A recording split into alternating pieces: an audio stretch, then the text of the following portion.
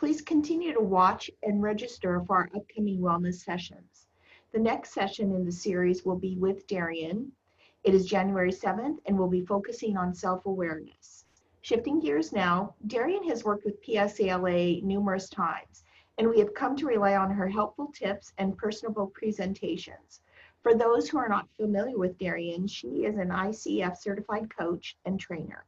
She started her career as an attorney at AM Law 100 firms in Boston, Massachusetts. She has spent over 12 years feeding her passion, training attorneys in critical interpersonal skills, and coaching attorneys and those who work with them to determine, set, and achieve their goals. Darian holds a BA and JD from Boston College, making her a double eagle. Everyone, please join me in welcoming Darian. Thank you very much, Michelle. I'm so happy to be here today with all of you. Today we're going to talk about techniques for optimizing your time. And here's the thing, right? We all have the same 24 hours in a day, but there are so many people who tend to be able to fit it all in. And here's what they have. They have a giant box filled with time management tools that they call upon every day. And my job is to fill your toolbox the same way, because they know that they cannot control time, right? But they can control themselves, they can control the choices they make and how they use their time. So we're going to talk about that today. So it all starts with really good organization. Okay, so research shows that when we have clutter, when we have physical disorder, our brains become overwhelmed. Okay, and we can't get things done. Our brains really, really like order. And when we have visual displays of disorder, we cannot focus. We cannot get things done so easily. It drains our cognitive resources. So in 2011, neuroscientists did a little bit of a study, and they said, well, what happens when we clean up the space? What actually happens when we have a decluttered home, a decluttered workspace? And of course, good things happened, right? We're able to process information more quickly. That means we're able to produce more, be more productive, and we're also able to stay focused longer. So I'm not going to teach you how to organize today. You can watch one of those Netflix videos. The ladies, they tell you how to organize. The key for organization is that it fits your brain. Right? It fits your brain pattern. You know what goes in what pile, where those piles should go in your home, right? You know the method to your own madness. So do get organized though and clear that space. It's the very first step you can take in optimizing your time. It's not just physical disorder that causes our brains to become overwhelmed. It's actually mental disorder too. And when I say mental disorder, I mean all the information coming at us. We need a way to organize our own thoughts. Our challenge is every day we're bombarded with information. Right? And what we do is we create a to-do list in our brain. And that to-do list is, I get a magazine from, my favorite magazine, and I think, oh, I've got to read that. I get an email from HR and it's like, oh, the open enrollment process, I got to take care of that. I get a call from a partner that says, you need to do X, Y, and Z, and now I've got to look into that, right? And I kind of tick it all away in my brain, and then I'm also doing my cognitive reasoning and functioning and trying to make good decisions, all while keeping my to-do list in my brain. It's too much. We're overwhelmed. This guy, David Allen, he wrote this book, Getting Things Done, The Art of Stress-Free Productivity. I'm not suggesting that this is an essential read. It's not. But there is an essential lesson in this book, and I'm going to teach it to you now. He says, get it out of your brain and into an inbox. There needs to be a singular container for all the stuff that's in here. I call it a to-do list, okay? I am super old school. I actually have this piece of paper always to my right-hand side because I'm right-handed. I bring this, I put it in my purse when I go out because anytime I have that thought, I need to write it down, okay? I write everything down. I put little check marks when I'm done, okay? And that's what David Allen is talking about. Get everything into one container, Okay, you might be more advanced than I am and decide you want your to-do list on your phone. You might have OneNote that speaks with your computer and your phone. I don't care.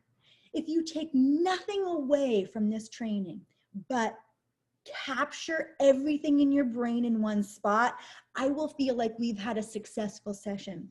Because when we can see the universe of what I have to do, then I can be more methodical, more intentional about how I spend my time.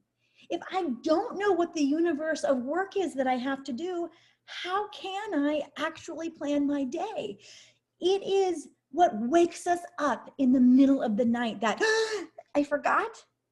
We get that feeling when we don't have it all in one place. So do yourself a favor and get yourself a really functioning to-do list. That's step one. Okay, the next thing you do, once you have that mental and physical space clean, decluttered, all in one place, we're going to apply the 10-30 rule. Okay, 10-30 rule says take 10 extra steps or 30 extra seconds to get it right, so that we are actually taking the time to put things away, right? It's taking the dirty glass that sits on your desk and putting it in the dishwasher, not just taking it to the sink, putting it in the dishwasher, right? The 10 extra steps. It's taking the 30 extra seconds to file the documents, or if you're a printer and you need to actually have physical papers, it's printing it and putting it in the file, right? That 30 extra seconds it takes.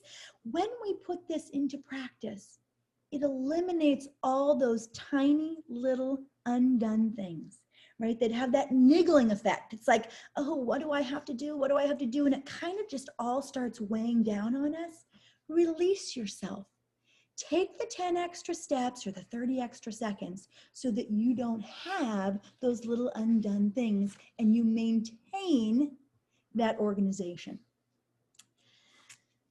As we make an effort to get more organized, it can be really helpful to understand our own body rhythms. Okay, they're called circadian rhythms. It's that 24-hour cycle of our own body. Right? My husband, he only needs 5 hours of sleep. It's maddening to me. My body, I need 8 hours of sleep, but we all have our own cycle, not just sleep cycle, right? All of us have a cycle of when we are high energy and when we are low energy. 70% of humans have high energy in those morning hours, 7 a.m. to 12 p.m., right? High energy then. The remaining 30% have high energy in the afternoon, evening, and into the night, okay? So you might have a sense of where your energy zones already fall. If you don't, I suggest you actually collect a little data. Do have another pad of paper by your side, and every hour for the next week, start tracking. What's my energy like? What's my focus like? Am I high energy right now or am I low energy right now? And start getting some data so that you can read the pattern of your own body rhythms. Why? Why would this be helpful? We don't want you doing complex, hard things when your energy is low, when your focus is low. That's not optimizing time, right? We want you to optimize your time by loading your schedule. If you are like that 70%, loading the hot, heavy, hard stuff in the morning so that your brain is at its best to tackle those things. And as your energy starts to fade, do the things that require less energy, okay? That's how we use this time tracker to begin to really take advantage of the information and data about how we operate best. This helps us with time blocking. So time blocking is this concept that our brains are best when we do like with like. Okay, so what I mean by that is you might be a person who let's say you're an attorney on this call and you are writing a couple articles for business development. You also have some due diligence to do, okay? And so you're working with your paralegals and you've got due diligence to do in the, these two projects or two things are happening. We don't want to pick up an article, start writing, and then get into due diligence, because two parts of our brain are required for each of those activities. Writing articles, we need to access our creative mind, right? Due diligence is all the analytical piece of our mind. And our brain, when we're switching back and forth, there's a cost, there is a time loss when we do that. So time blocking makes us do like with like. It also, we're going to talk about why you see why is there an email entry on this calendar, lady? I'm going to save that to the end. But there's a spoiler here, right? We're going to time block all of our tasks, including email, right? Some people who have low energy in the afternoon might decide that that's a great time to have client meetings, because I'm really just collecting data. I'm not necessarily providing good, strong legal advice. I'm just collecting data. So I don't necessarily need to be super high energy. If you are a person who gets drained from client meetings, you should not do them when you are low energy, right? Know thyself. Know thyself. Plan your schedule around who you be. That's going to help you optimize your time. Okay, so moving on to the next discussion for optimizing our time, and that's all about prioritization. Okay, prioritizing allows us to put forward the most important tasks, to give energy, time, and attention to the things that matter most, right? We want to be spending time on the right things. Your to-do list is probably very long. And I know some of you do not have a to-do list, but you will after this training, since that was my first takeaway. So how do we prioritize, right? Here's the first tool in your toolbox. It's called Eat the Frog. Okay, Mark Twain said, if you eat a live frog once a day, nothing worse will happen to you the rest of the day. I mean, rather brilliant, right? Here's how we apply this as a time management tool. Do the hard thing first, okay? We know you work in law firms. Whether you're on the admin side or the attorney side, our days are never our own, right? We come in, we have come in with a really good plan, and then sometimes an emergency happens and we get taken off of task. If we start with the hard thing first, we will at least feel accomplished in one thing, right? We will have gotten one hard thing done, and that will make us feel good about ourselves. Next tool, the Pareto principle. Here's the principle. 80% of the results should come from 20% of the effort. Another way to say that is 20% of your time should produce 80% of your results.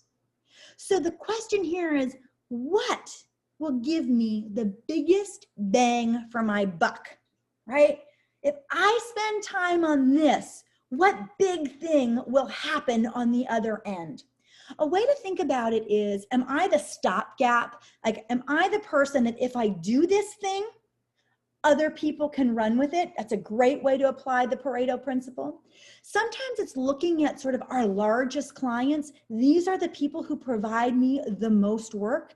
I will optimize those. I will spend 20% of my effort to get those clients serviced, right? These are ways to apply the Pareto principle. So here's the good news. We're all sitting at home, right? Very few of us are in offices these days. So you probably have your to-do list by you. If you're not a person who has a to-do list, do not worry. You can still learn the lesson and apply it once you have your to-do list tomorrow, which you'll start. I want you to look at your to-do list now. I want you all to look at your to-do list now, and I want you to ask yourself, if I could get one thing done on this list, what will have the greatest impact on my work life? If I could do one thing on this list, what will have the greatest impact on my work life?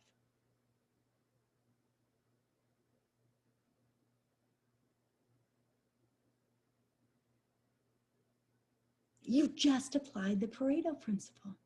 You just did it.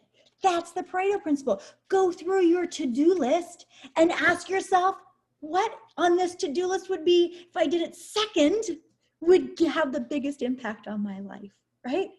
That's how we apply this. You can ask yourself as you're kind of doing tasks, is this the top 20% or is this the bottom 80%? This is how we continue to apply this principle. Back in the day when we were in offices and we were all running around, you might notice that there were people, colleagues, who were constantly running around and it felt like they were getting very little done.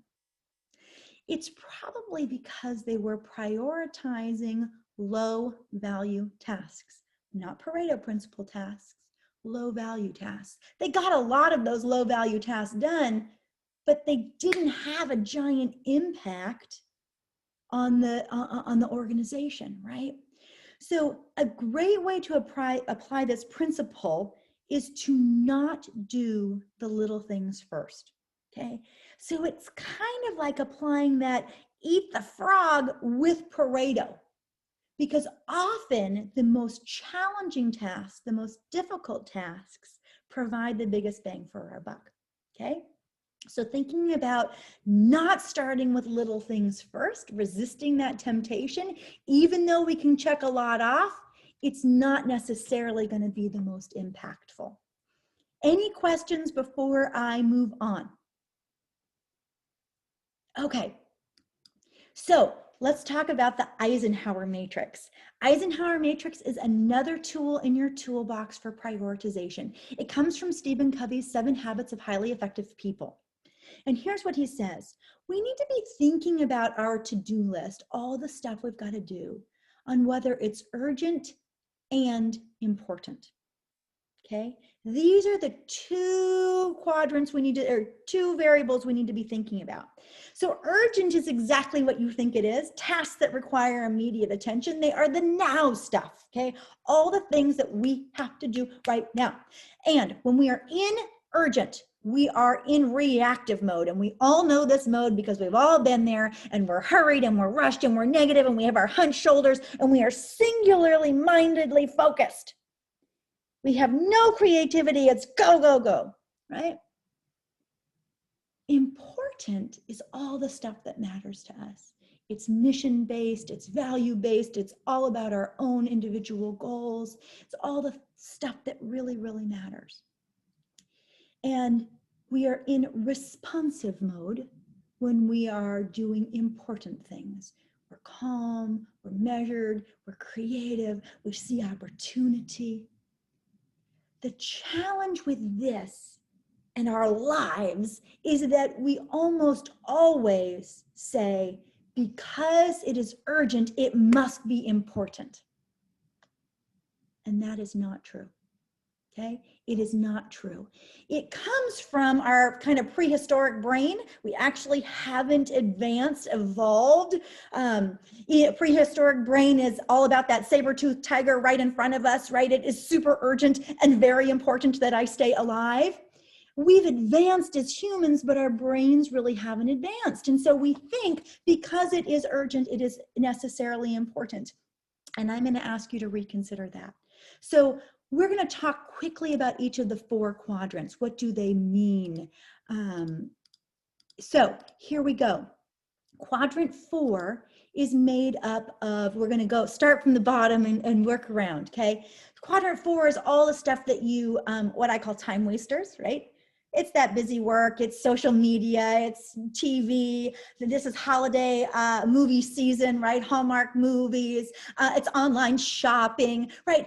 All the stuff that wastes our time. And I'm going to tell you that I'm a pragmatist. I am not going to tell you do not spend any time in quadrant 4. We need to spend time in quadrant 4. We do lots of hard work, but it's not spending too much time in quadrant 4. Stephen Covey says you should spend about 5% of your waking hours in quadrant 4. You probably spend more than 5% of your time in quadrant 4, but it's a great goal to shoot for. Okay, it's a great goal to shoot for. So quadrant 3 is where most of us spend most of our time. We are dealing with calls and emails and interruptions and people with their pressing matters. And here's the thing. We spend so much time here because other people are giving us their important things. It's not necessarily important to us.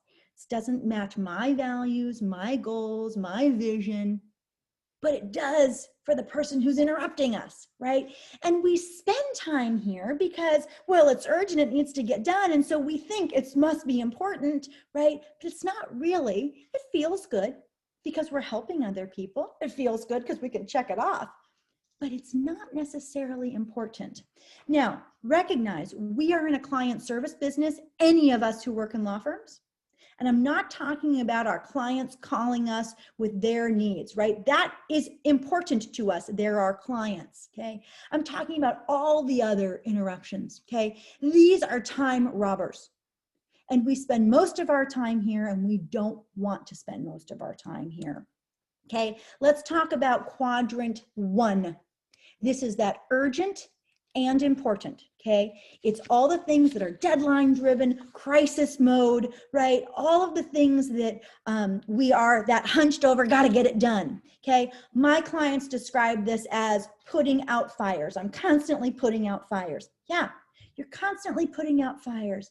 But if you had spent time in quadrant 2, you could have prevented a lot of these fires. Okay, quadrant 2 stuff is prevention and planning and relationship building, all the stuff we say, I'll do it tomorrow. It's taking your car to get serviced so you don't end up on the side of the road with a flat tire. It's going to get your annual exam. It takes time, it's not urgent, but it is important so you don't end up in the hospital with a heart attack, right? It's writing the brief when you know you have 4 weeks that it's due, rather than starting it 2 days before when you're in crisis deadline mode, okay? This is why we want to spend more time here.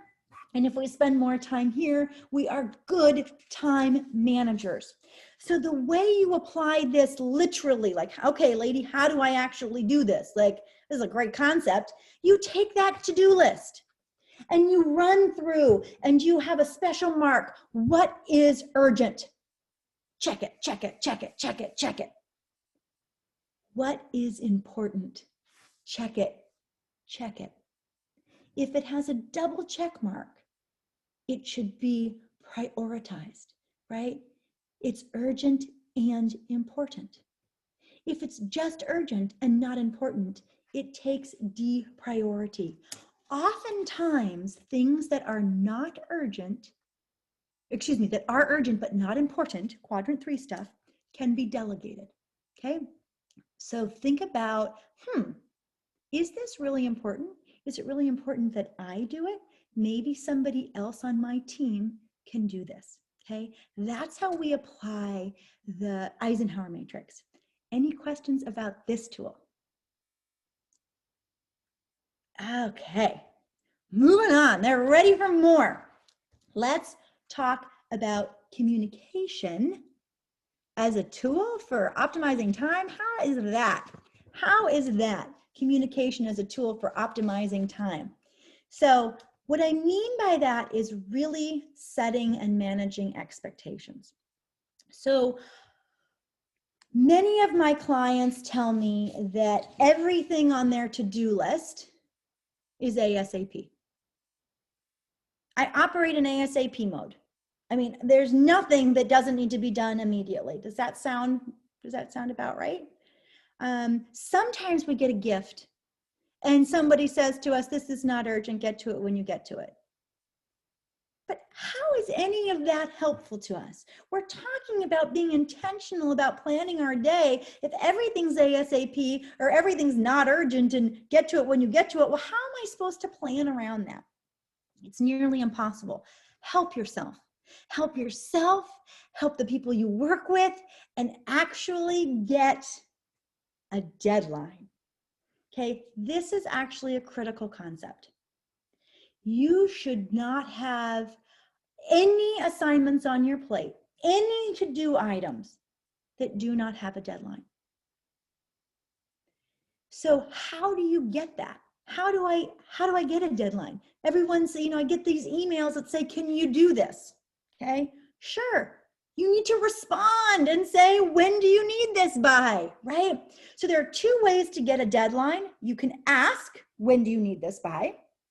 If they say ASAP, say, does Tuesday work? Okay, like you need informations. And this is how we set expectations, because your SAP and their SAP are not necessarily the same. So this is why you've got to flesh it out, right? So you can ask, when do you need it by? Or you can tell, how does Tuesday work? Okay? I believe that deadlines are a negotiation exercise. I believe that deadlines are always negotiable up front, okay? They are never negotiable after the fact. We're talking about managing expectations. Deadlines help us manage expectations, right? So it's perfectly appropriate to say, does Tuesday work for you? And the assigner say, I was actually thinking Friday. I need it by Friday.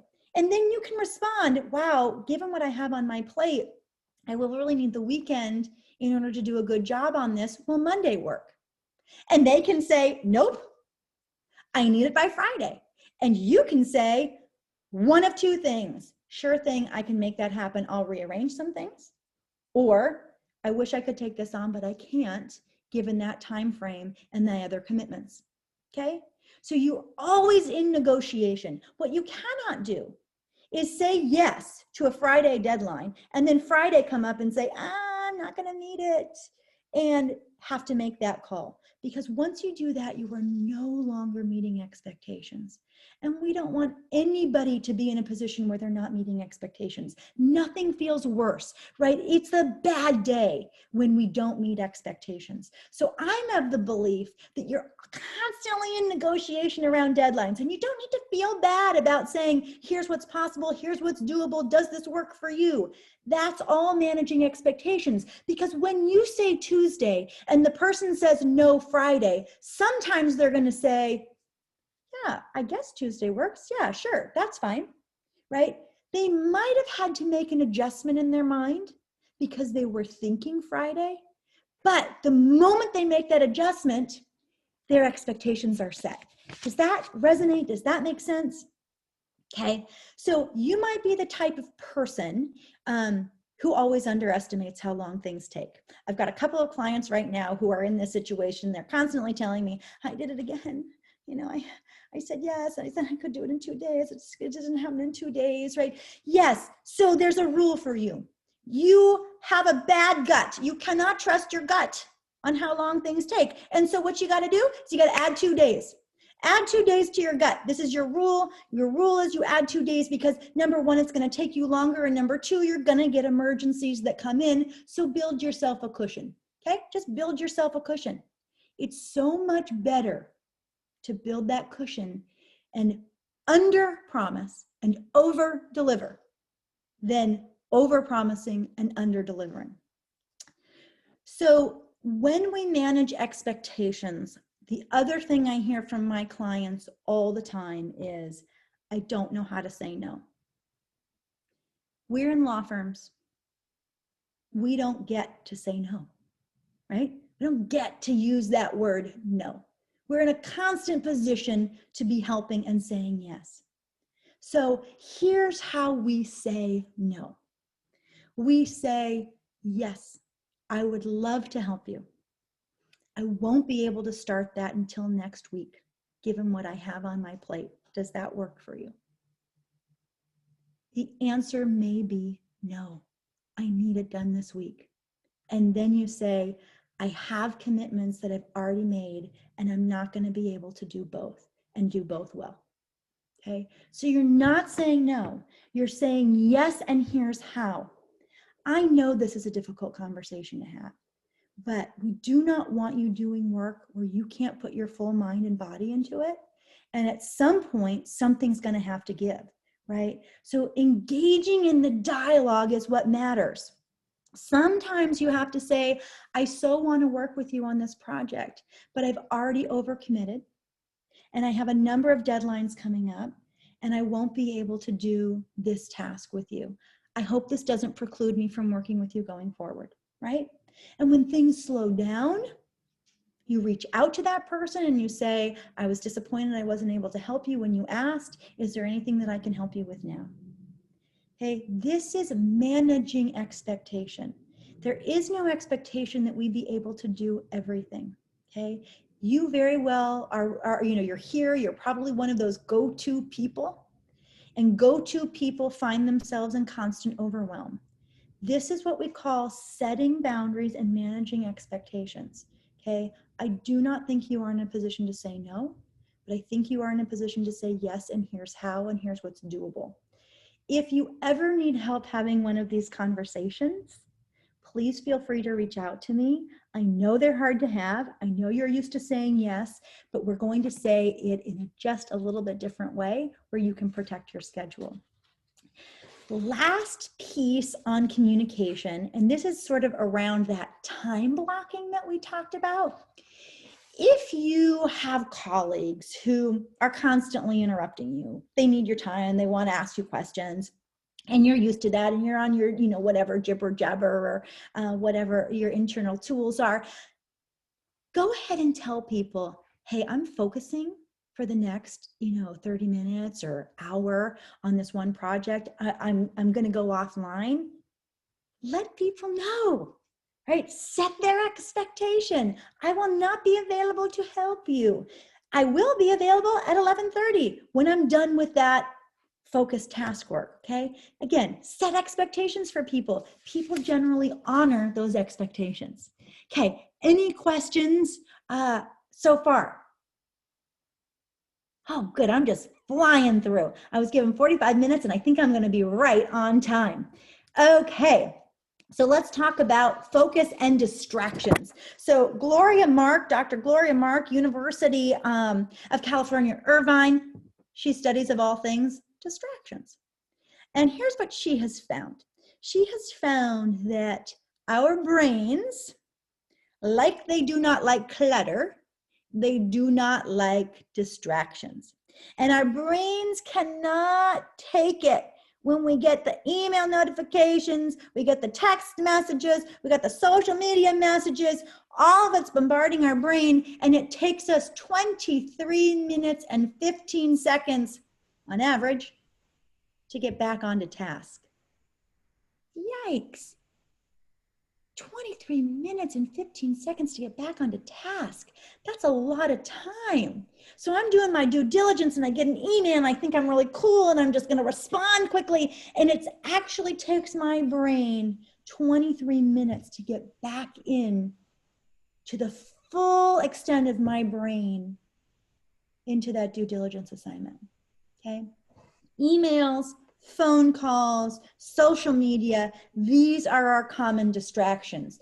Her research, Dr. Mark, she found that basically humans waste 759 hours a year dealing with distractions.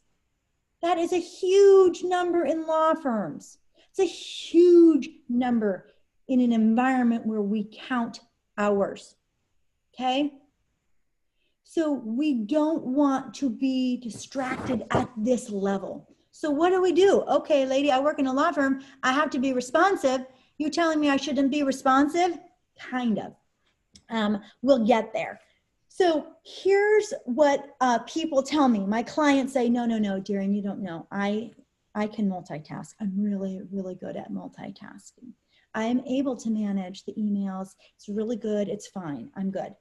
So I say, you must be really proud you are in the 2% of humans who can multitask.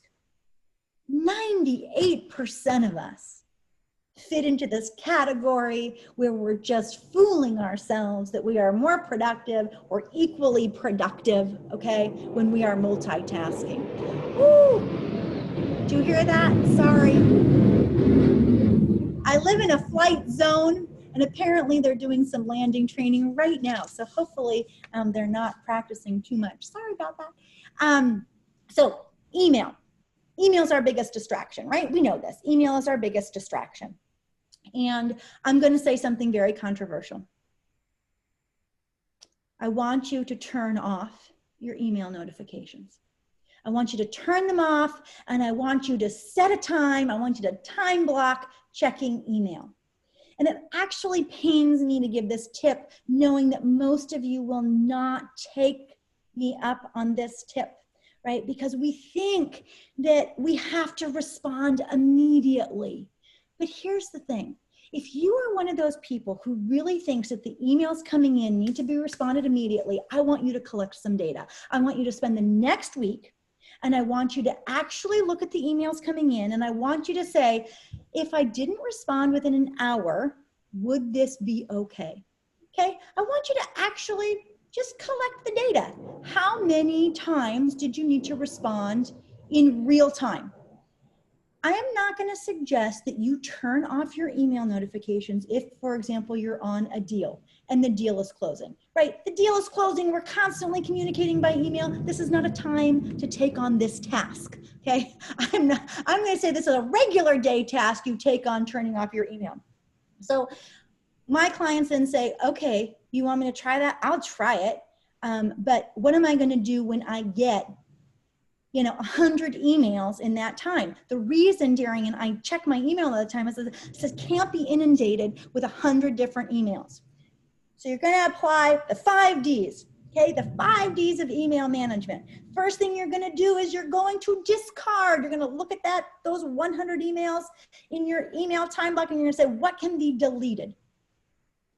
If you are a person who keeps deleting the same email every day, unsubscribe. Just get rid of it. You don't have to be part of these emails anymore. If you constantly find yourself deleting, start cleaning up that inbox, okay?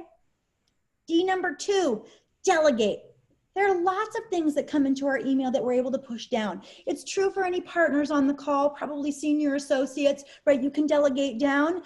Staff people who are at a higher level get to delegate down to their folks. If you're not a person you can delegate, this is a D that may not apply to you, and that's okay, right? But you got these other Ds to apply. Do it. You only get to do it. That is, respond to the email if it can be done within 2 minutes. Okay, you do it right then and there if it can be done within 2 minutes. And here's the type of email I'm talking about. Can you send me this document, right? Takes a minute, you're going to attach it. Here's the document. That took 2 minutes, okay? The other types of emails are the, yes, I'm on it, I'm taking care of it, no problem. Or this has been taken care of. Those take no time at all, and we send them immediately. If they cannot be done in 2 minutes, which is, I'm going to say, a lot of your email, right? Because you're getting tasks through email that cannot be done immediately. They go on the to-do list. That's where they go. We don't need to respond to them unless we want to say, I'm on it. That's perfectly appropriate. But it goes on the to-do list, and it goes with a date, because you've gotten that deadline, right? You know it's due in 3 more days. And so you write it on the to-do list, and it's not respond to email necessarily. Generally, it's the task that comes through the email, right? I've got to do the due diligence. I've got to draft this brief. Those are the things we're talking about that coming through the email. So you date it, put it on the to-do list. The 5th D is drawer it. It's a bit of a stretch, but it's really filing it, right? Filing it. And the emails that we file are things that come from HR, IT, right? I need to know this policy. I may not need to know it right now, but I'm gonna need to reference it later. So that's what we're talking about in terms of drawing it. So we apply these 5 Ds, and that's how we triage when we turn off our email, okay? So I have a coaching concept, and it is this. Try it. I don't know that this will be your silver bullet, okay? But I do know that many of you are operating and it's not working, right? Your system is not working for you. So try something new. And so Michelle was kind enough at the beginning of this session to share with me that she actually tried this, because I shared this in a smaller session where Michelle was a participant. And she said to me, Darian, I actually tried turning off my email and it totally worked. And I started unsubscribing to things, and now I don't get all these random emails anymore. And it's kind of brilliant, right? So try it. It might work for you. The other thing that might work for you, if you are a person who has to continually respond to the same sorts of emails, and you kind of have a rote response, but you actually always think about what the response will be, what I want you to do is create templates. Just quick little templates so you don't have to do that thought work every time. So for example, I get clients reaching out to me all the time, Darian, I heard you're a coach. Will you, can I talk to you? I have a template email that says, great to be connected. Would love to talk to you about, your needs and learn more about it. I don't ever draft that. I copy and paste it so I don't have to think about it twice, okay? So that's what we're talking about in terms of managing our email. Any questions about managing our email? This is a toughie. Okay. So I'm going to give you one more tool before I open it up for some last minute thoughts. For those of you who are having a difficult time staying focused right now, which I imagine is a lot of you, COVID times are very hard. Work from home is very hard. We get distracted pretty easily. The Pomodoro timer is a really good technique for staying focused. The Pomodoro timer technique is this. We spend 25 minutes of focus and 5 minutes off. So we get to spend 25 minutes of time head down and 5 minutes of time in that quadrant 4, online shopping, social media time. And we sort of spend 2 hours doing 25 minutes on, 5 minutes off, 25 minutes on, 5 minutes off, 25 minutes on, 5 minutes off. You get the point. Okay. That's how we do it. There is a timer. You can use your phone. There's actually an app, thepomodoro.com, and you can set that timer. It is super helpful if you cannot stay focused. Try it. Again, all of these tools in your toolbox are tools for you to try, which leads me to this. I would love for you to use the chat feature and commit to trying one of the many tools we talked about today over the course of the next week. Pick one that you will try, share it here so we can celebrate some of the tools that we're planning on using, and let's see if we can't get a little bit of support in our use of what we learned today. Eisenhower quadrants, great. We're going to use that. I'm going to start looking at my to-do list. Is it urgent and important? Excellent. Who else? What else are you going to use? Yeah, we love the Eisenhower. Oh, Pomodoro app. Good thing I mentioned it. I'm going to turn off my email notifications. Yay. Energy tracker. Good, good, good. Turn off email notifications. That's what I want you to do. I really do. Pick tasks that will have the greatest impact. Eisenhower matrix. Good, good. I like this 25 minutes on, 5 minutes off. Good thing we talked about the Pomodoro timer. Oh, template emails. Time blocking. Good. Recommend the Focus Keeper. Oh, Focus Keeper, thanks for that recommendation. It does follow the Pomodoro timing. Oh, delegate. Thank you, Sarah. We do need to delegate, and that's something that we can learn from our email, right? Eat the frog. Oh, good. Tatiana, good luck eating that frog. It's going to taste delicious, and you're going to feel really accomplished. So I'm going to stay on for questions. I always stay on for questions, but we covered a whole bunch today, really just loading that toolbox so that you can be one of those people who's able to fit in everything in that same 24-hour period that some people do so well. So thanks for having me, everybody. Thank you, Darian. So we do have a few questions that have come through on the chat. Great. The first, and I'm going to paraphrase it because it's actually a ways back, but as far as going through email, like what are your tips for, obviously we can apply these new concepts going forward, but how do you get through the backlog of stuff that's sitting out there? Do you just hit delete? Like, what's your recommendation? It's a great question. So I have I've had clients do it multiple ways, okay? I mean, when I tell you, I have had clients who had like 10,000 emails, okay? Like, it's like, Darren, I have 10,000 emails and I can do this going forward, but what do I do with those? So we can literally hunker down and spend a day going through them, okay? Generally, a lot of it can be deleted. Most of my clients don't delete it because they want to file it, okay? So it's a really good task. What I would say is put it on a drive. Work with IT to get it onto a special drive. The reason you're trying to save it is so that you can access it if you need it. I know I have a client who's an IT director, and he's probably thinking, gosh, please do not do this, lady. What are you saying?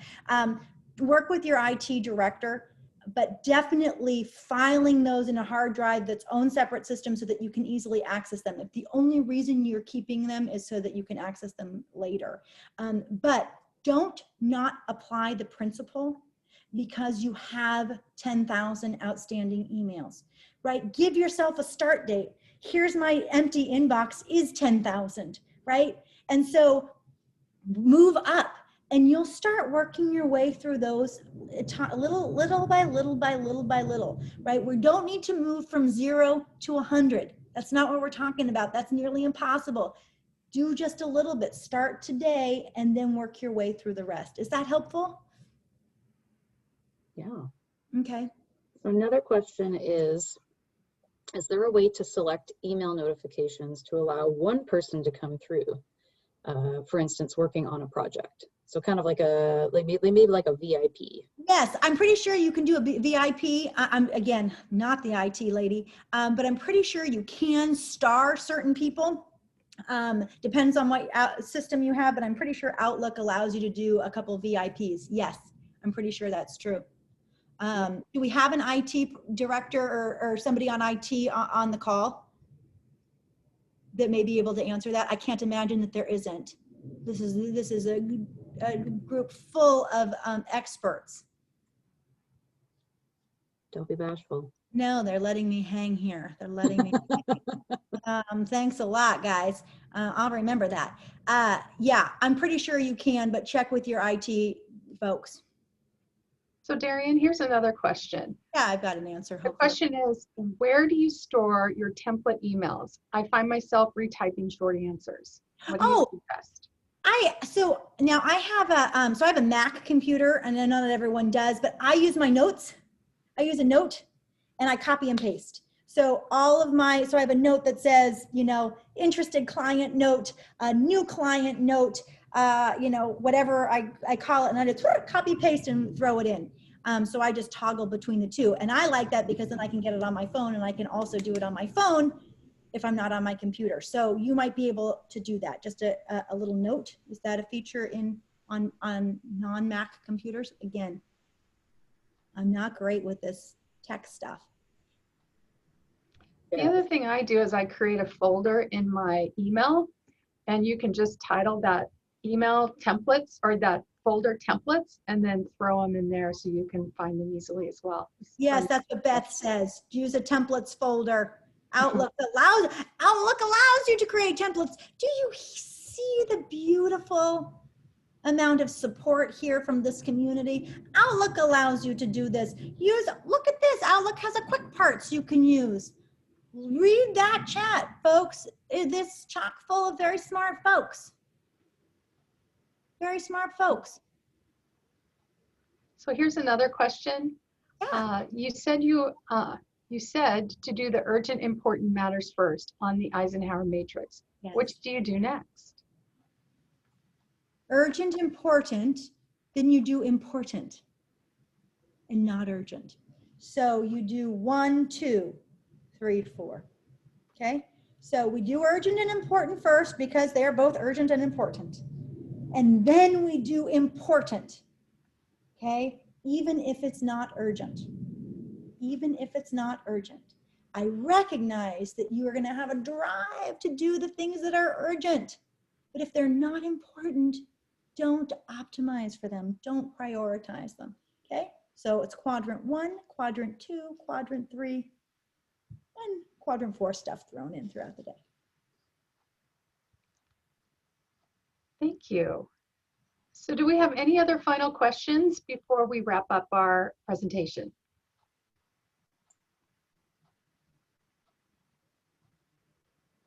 Okay.